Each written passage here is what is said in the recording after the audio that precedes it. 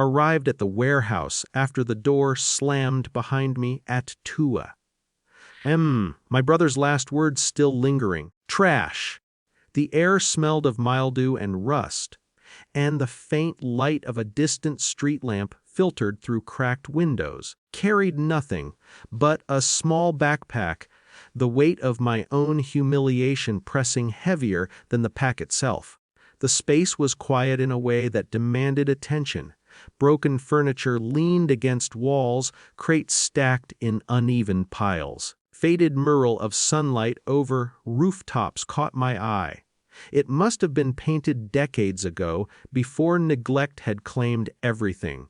For a moment, I allowed myself the memory of lighter days, of laughter and careless afternoons.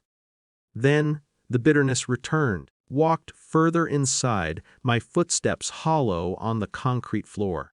My parents' choices and my brother's ease in life came back to me in fragments, the way he was always favored, always assumed capable. While I slipped into the background, I had tried to ignore it, tried to be invisible. Now invisibility was the only option left. One wall drew my attention.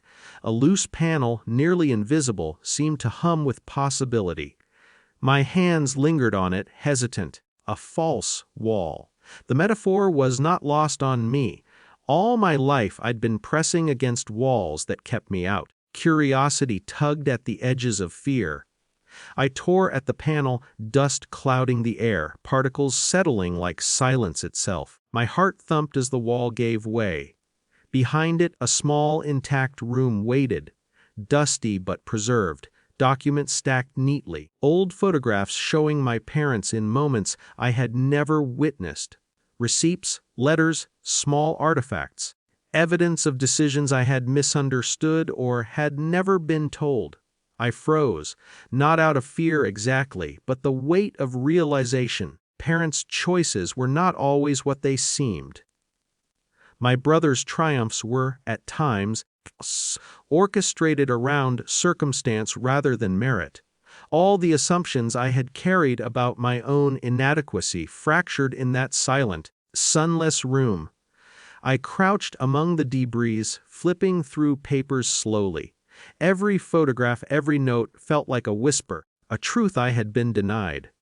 The sense of powerlessness that had clung to me for years loosened, replaced by a quiet authority that needed no announcement. Knowledge, I realized, could be leverage in its own right, yet there was no triumph in shouting or confrontation, no satisfying revenge. I simply sat with the weight of what I had found, letting it settle into the space around me. My brother would remain in his penthouse tonight, oblivious, and that was fine. The shift had already occurred, subtle, internal, undeniable. I packed the documents carefully, tucking them into my backpack, not for confrontation, but for understanding, for the slow reclamation of self. I paused at the doorway, looking back at the warehouse. Dust motes hovered in the weak light, silent witnesses to my quiet persistence. As I stepped into the street, the cold air felt like possibility.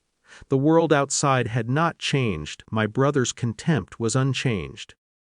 Yet inside me, shift had taken place. I was no longer invisible. I was no longer trash. I had leverage, subtle but real. And for the first time in years, I could move forward without needing to justify myself through anger or dominance. Didn't know what I would do with this knowledge, whether I would confront him or leave things buried forever. That decision was mine, entirely, and that alone made the late night humiliation less sharp. Quietly, I felt a measure of victory, not celebrated, not flaunted, but rooted in the understanding that power sometimes came not from display, but from possession, insight, and restraint. City lights shimmered in the distance as I walked toward the busier streets, carrying nothing but my backpack and the certainty that the world had shifted in ways subtle enough to remain invisible to everyone else, profound enough to matter.